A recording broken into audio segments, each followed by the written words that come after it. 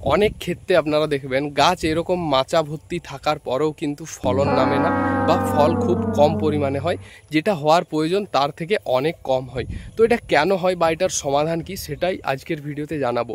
বিশেষ করে আপনারা দেখবেন বর্ষার সময় দেখবেন মাচা কিন্তু সম্পূর্ণ এরকম ভর্তি হয়ে যায় এবং অতিরিক্ত গাছ হওয়ার জন্য ফলনটা অনেকখানি কম হয়। তো এটার জন্য আপনারা কি করবেন বা এটার সমাধান কি সেটা নিয়েই আজকে বিস্তারিত আলোচনা করব। এইখানে যদি আমি জমিটা দেখাই, গাছের পরিমাণ দেখুন একদম সম্পূর্ণ জমি গাছে পুরো ভরে গেছে এবং এই জন্যই এটার ফলন কিন্তু তেমন একটা নামেনি। তো কি করলে এটার ফলন প্রচুর পরিমাণে বৃদ্ধি পাবে বা আজকের ভিডিওতে কিছু ভুল সম্পর্কে তুলে ধরবো, যেই ভুলগুলো যদি আপনারা করেন তাহলে আপনাদেরও এরকম সমস্যা হতে পারে, মানে এরকম প্রচুর পরিমাণে গাছ হয়ে যেতে পারে, আবার ফলন কিন্তু তুলনামূলক কম হতে পারে।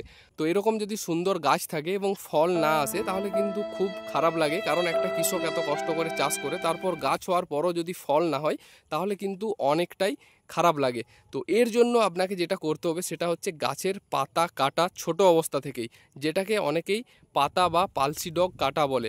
তো কি পদ্ধতিতে কাটবেন সেটাই আজকের ভিডিওতে আমরা আলোচনা করব।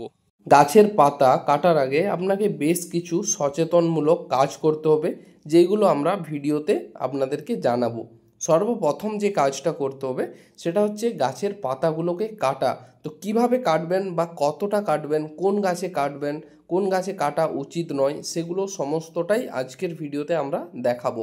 তার আগে দেখুন, এই যে আমার গাছটা রয়েছে, এই গাছটা বয়স অনুযায়ী গাছের গ্রোথ যেহেতু ঠিক আছে, সেই কারণেই আমরা গাছের পাতা ও সাইড ব্রাঞ্চ, যেটাকে অনেকেই পালসি ডগ বলে থাকে, পাস ডগ বলে বা বিভিন্ন নামে বলে থাকে। মোদ্দা কথা হলো, যেটা হচ্ছে মেন গাছ বা যেটাকে মেন ডগ বলতে পারেন, সেই ডগটার সাইডে যে সমস্ত ডগগুলোই বেরোক না কেন, মাটি থেকে 1 থেকে 1.5 ফুট পর্যন্ত সমস্ত সাইড ব্রাঞ্চগুলো আমরা কেটে দিই।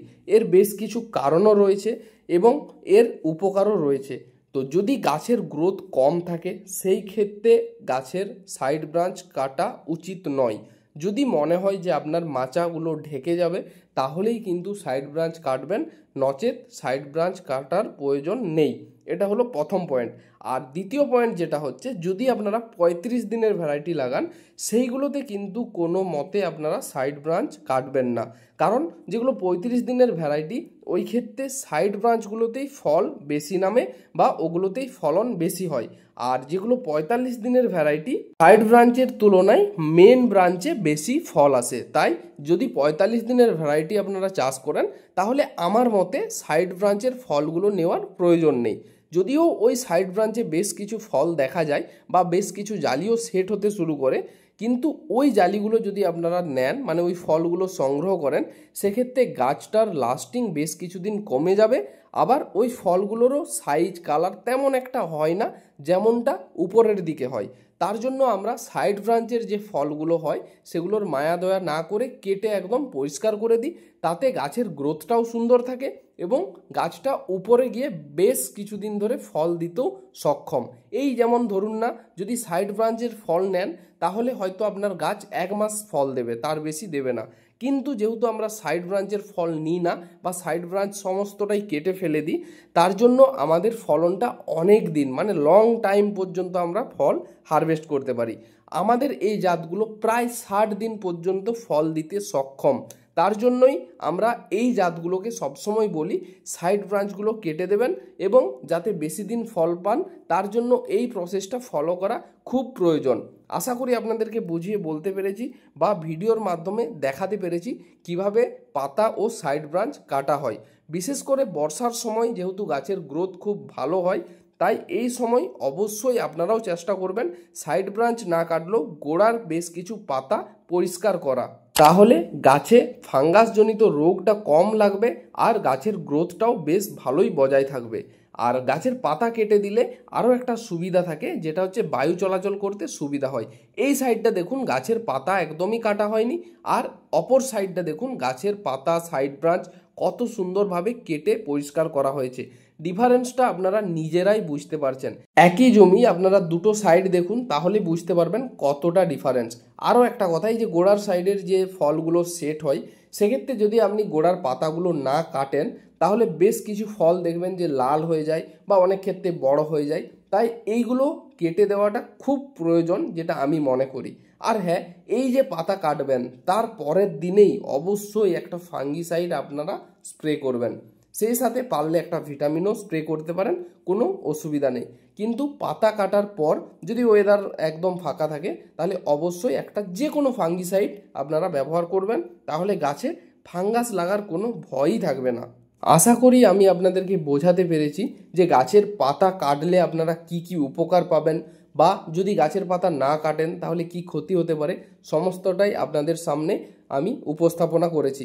আরও একটা কথা আমি আবারও বলছি, যেটা শুরুতেও বলেছি, যদি আপনি 35 দিন বা তারও কম দিনের কিছু ভ্যারাইটি চাষ করেছেন তাহলে কিন্তু সাইড ব্রাঞ্চ কাটার কোনো প্রয়োজন নেই।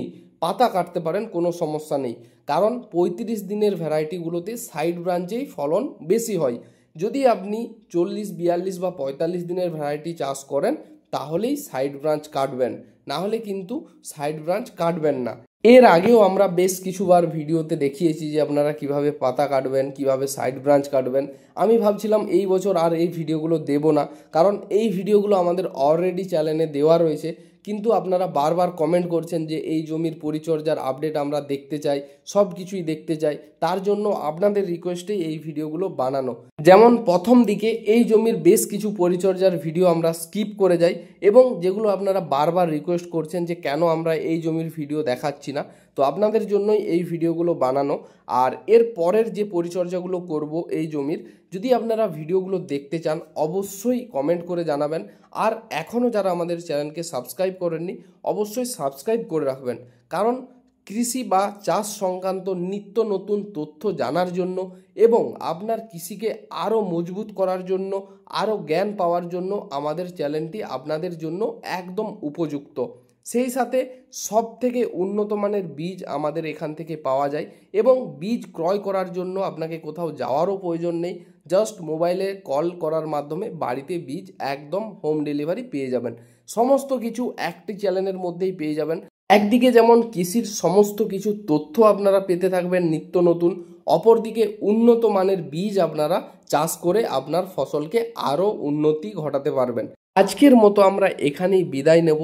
সকলে ভালো থাকবেন ও সুস্থ থাকবেন। আর হ্যাঁ, এত দূর পর্যন্ত যদি আপনারা ভিডিওটি দেখেই নিয়েছেন তাহলে এই ভিডিওটি যে কোনো একজন কৃষকের সাথে অবশ্যই শেয়ার করে দেবেন। ধন্যবাদ সকলকে ভিডিওটি শেষ পর্যন্ত দেখার জন্য।